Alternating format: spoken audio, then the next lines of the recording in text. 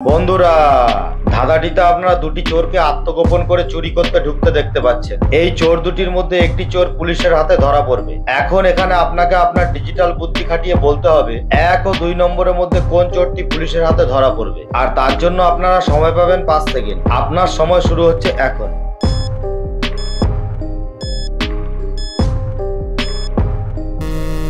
আশা করি অনেকেই বুঝতে পেরে গেছেন। যারা বুঝতে পেরেছেন তারা কমেন্ট করে জানান। বাকিরা ধাঁধাটিকে শেষ পর্যন্ত দেখুন।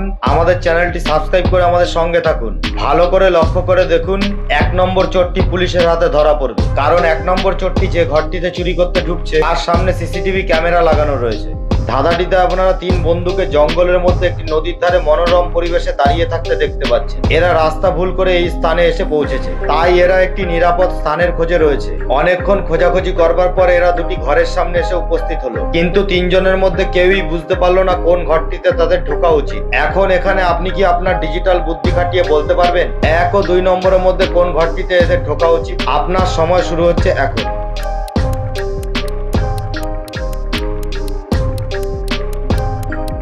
আশা করি অনেকেই অনুমান করতে পেরেছেন। যারা অনুমান করতে পেরেছেন তারা কমেন্ট করে জানান। বাকিরা ধাঁধাটিকে শেষ পর্যন্ত দেখুন। আমাদের চ্যানেলটি সাবস্ক্রাইব করে আমাদের সঙ্গে থাকুন। ভালো করে লক্ষ্য করে দেখুন এদের 2 নম্বর ঘরটিতে ঢোকা উচিত, কারণ 2 নম্বর ঘরটির মধ্যে খাবার রয়েছে। আর যেহেতু এরা রাস্তা ভুল করে এই জায়গায় এসে পৌঁছেছে, তাই এদের টাকা পয়সার চাইতে খাবার বেশি প্রয়োজন হবে। এবার এই লাড্ডু ভর্তি কৌটাটি থেকে একটি লাড্ডু তুলে নিলাম। তারপরে কৌটাগুলি ঘুরতে লাগলো। এখন আপনার কাজ হলো কৌটাগুলির ওপরে নজর রাখা, যেমন এই মেয়েটি রেখেছে।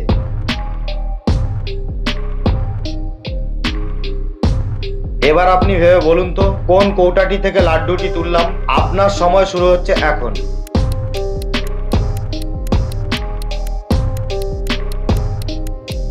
আশা করে অনেকেই বুঝতে পেরে গেছেন। যারা বুঝতে পেরেছেন তারা কমেন্ট করে জানান। বাকিরা ধাঁধাটিকে শেষ পর্যন্ত দেখুন। আমাদের চ্যানেলটি সাবস্ক্রাইব করে আমাদের সঙ্গে থাকুন। ধাঁধাটিকে শুরু থেকে চালিয়ে ভালো করে লক্ষ্য করে দেখুন কোন কৌটাটি থেকে লাড্ডুটি তুললাম। বুঝতে পারলে কমেন্ট করে জানান।